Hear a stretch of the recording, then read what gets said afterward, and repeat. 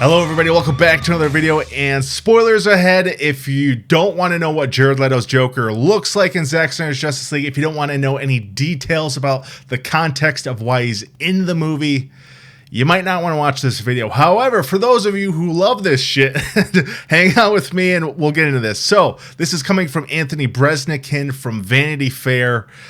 He got to speak with Zack Snyder, and they shared, like a full-on high-resolution sort of photo of Jared Leto's Joker, Knightmare Joker, from Zack Snyder's Justice League.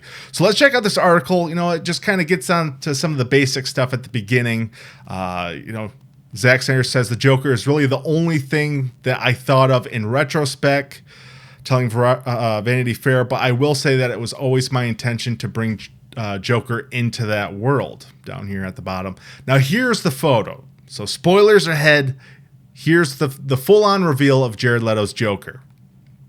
There he is, guys. There he is.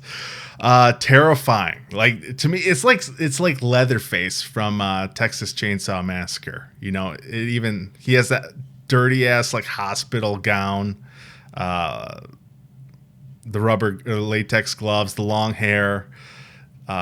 He looks like the Crow.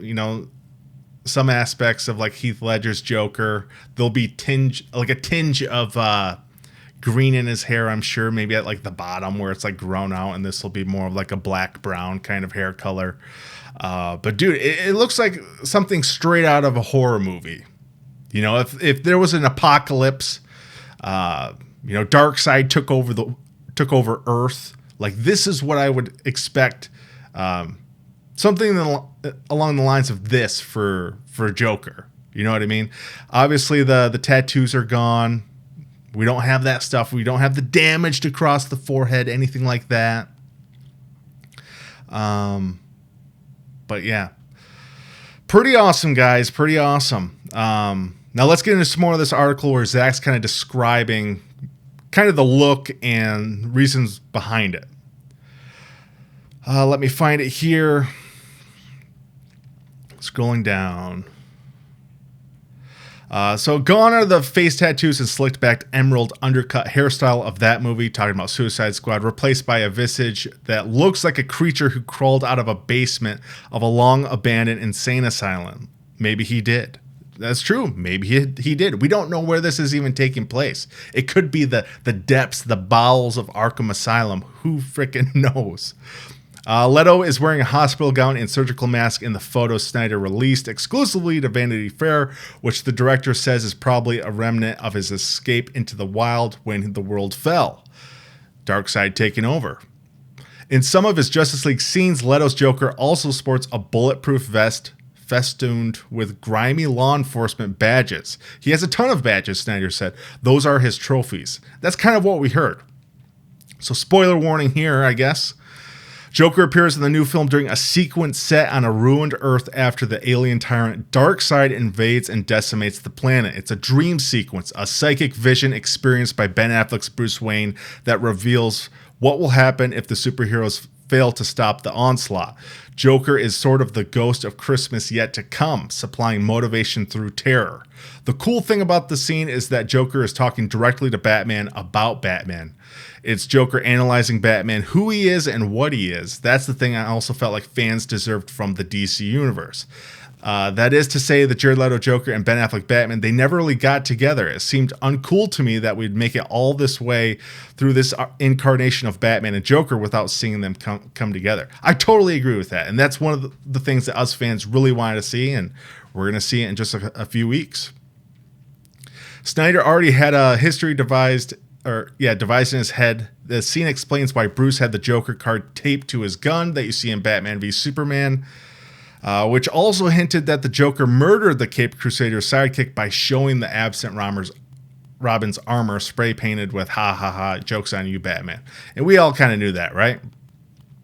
And then Zack does say, I always wanted to explore the death of Robin, and if there was ever going to be a next movie, which of course there probably won't be, we'll see about that, right? We'll see about that.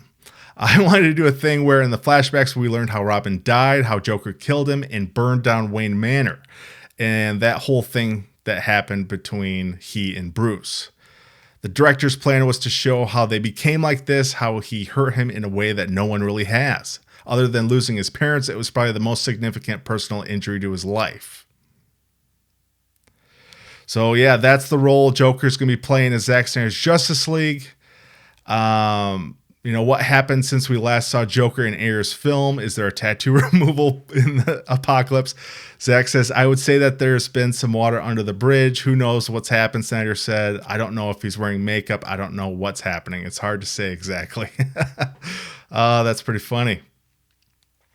So you can interpret that to mean Snyder just liked it better this way. His version of Justice League will exist on its own, making use of some material from other DC movies, but standing alone as a kind of Elseworlds tale.